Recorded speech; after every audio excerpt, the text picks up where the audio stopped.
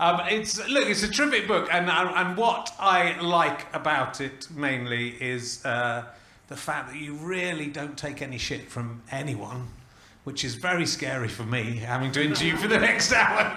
But right from the beginning, because it's really impressive. It's impressive, that you have continued to work as much as you have, because I'm not upset so many people. Because you've really stuck to your guns about stuff, and it's so difficult to do, I think, in this business, because you're thinking, I want to get another job, I want to do this, but you've stayed very true to your principles. I think the story of you, one of your first jobs is on the Hale and Pace Christmas special, is it there? And you're playing Cinderella. Do you remember Hale and Pace? Yes. Yes. So I think I was spotted in a pub by a producer. I think it was the Greenwich. One of the Greenwich. Up the Creek? No, not that bad. Anyway, I was spotted doing my stand-up and asked if I wanted to be on the Hale and Pace Christmas show playing Cinderella. And of course, I didn't have an agent or anything, so it was quite interesting. Having to do my own negotiations, it seemed to be an awful lot of money. I was 22, living in a tower block in Brixton. And when I got to the rehearsals, Jim Davidson was playing Buttons. Oh no, he was in the wrong panto. Midnight and Still No Sign of Dick, constantly. That was the one joke he told over and over again. A very young Harry Enfield was Buttons. Anyway, I was put in a very, very short Hessian frock, and we were rehearsing, big studio, shiny, big screens everywhere, big bank of empty seats, and we did the kind of morning's rehearsal, and then a makeup lady came scuttling up. I said, we need to shave your legs, we need to do it now. And I was like, no. She went, no, it's just the whole team have requested it, the director and everybody. We have to shave your legs. Like, it was disgusting. And I don't know why I didn't cave. I was 22, it was my first TV job, and I just said, well, no, I don't want to. And thank you. And that conversation went on for quite a long time. I was kind of shamed, and when finally she released me, and I hadn't gone to have my legs shaved, I walked back up onto the stage, and all the camera crew zoomed in on my legs and beamed up my hairy legs on massive screens around the room, and all started singing "Gillette, the best a man can get," which was really awful. And anyway, I got through the show. My mum came. She thought I'd made it because I had my own dressing room in a fruit basket. And as I left the room with my mum, Jim Davidson shouted down the corridor, "Fucking hell! Not only has she got hairy legs, she's wearing men's shoes," because I was wearing DMs. And Harry Enfield just came scuttling over and went, "Welcome to the world of light entertainment." And so I kind of gave that a bit of a wide berth. But then it kind of moved on to sort of more alternative comedy when everyone started getting their pilots from the circuit, which you were on in the 80s as well. I'm sure we did the odd gig together. Well, late 80s, very late. Late 80s, yeah. Yeah, you're so much younger than me. So. Yeah, but yes, it's weird to think of that young girl sort of holding her own in a first telly job. I don't quite know where that came from, but it nailed something down a bit, and I thought, no, I'm not going to just comply. I'm just not going to comply, and I'm going to see how that goes, and I suppose I've continued to do that. You have. I just, especially at that time, especially when you see that the crew were able to do that to you. Yeah, and the crew were also passing around porn mags. Yeah. It was those days. It was not on phones, but actual paper. It was a different time. Yes. In many ways, a better time for us. A freer time. A time where people could just express themselves.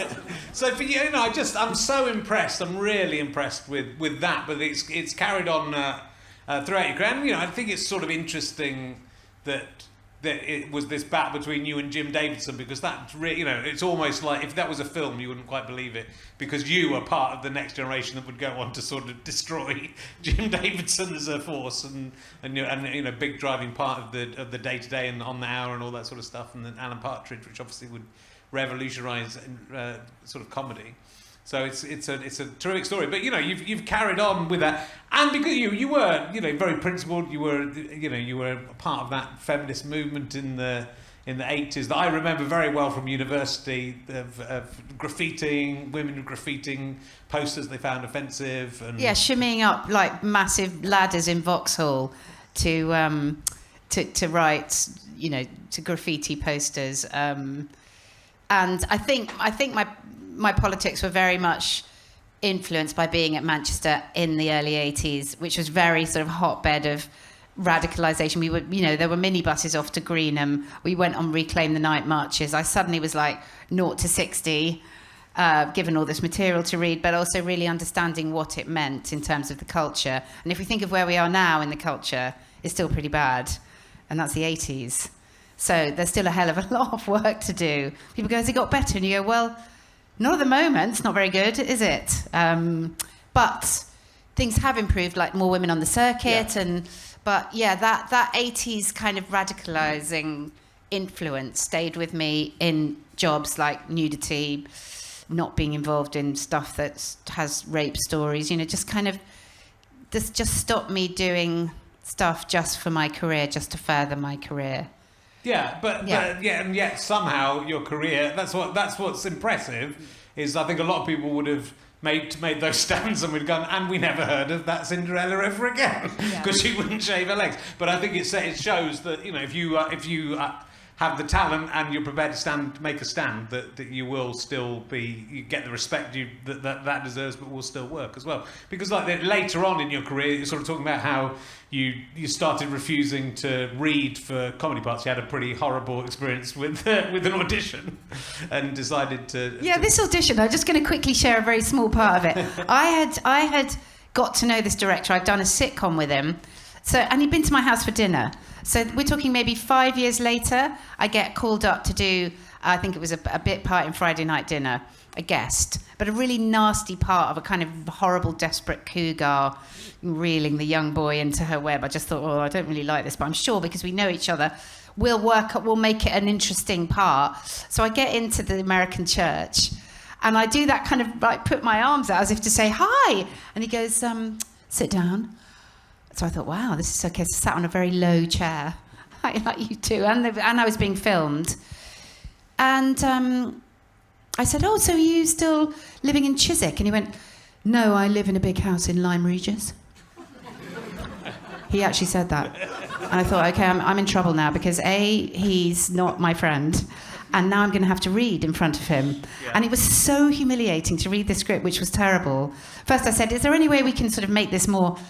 less of a terrible stereotype. Yes. Anyway, I read 3-4 times, and finally I just went, okay, I'm going, I'm leaving, and I was very flustered. I said, I've got to go. Picked up my bag, everything. I was upside down, everything fell on the floor.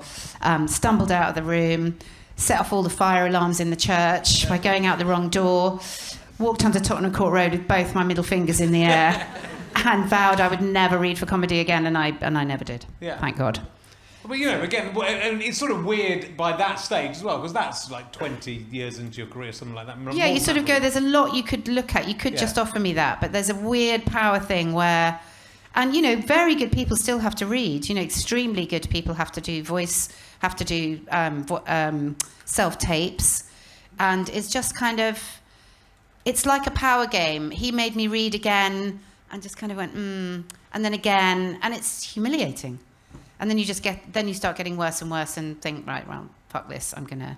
So actually, the 2 jobs after that I did just get, although I had to fight with Toast of London. Yes. I made everybody leave the room, which was an extraordinary thing. I said, I'm happy to do a read with Matt if everyone leaves the room and we don't film it, and we'll just see if we've got chemistry, because they call it a chemistry read. Yeah. And the shock. I went, well, otherwise I'm just going to go. Because I'd felt so angry about that interview that I'd had. And Matt and I just sort of improvised, and then they all trooped back in, and I got the job, thank God. So you still got it. I mean, you just...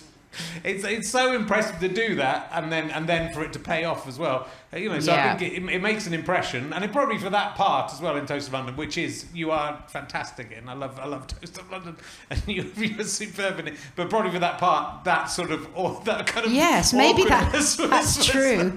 The Jane Plough. Let's break out the mini champagne.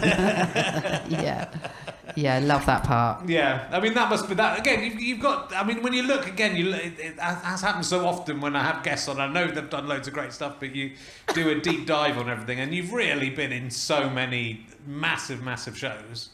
And you know, I know you do a lot of voiceovers. Did Toast of London Light appeal to you because of your own experience of doing voiceovers? There was just a pilot that was kind of not brilliant. Right. But I like Matt, and I really like the script. So, and also I thought I really want to make a character who looks like she's had work done to her face. So we covered my neck with latex, which was really hard because I kept having to say to people, "It's not my neck," like layer upon layer. And then we put these sort of lifts on my cheeks and thing under my lips to make me look. And once we found the look, then the character kind of came after that. But yeah, no, I didn't. It wasn't as good, the pilot, as the series ended up being. I don't think. Cool. God, be careful. Probably the actress might be here who played Jane Plough. Hopefully she's not.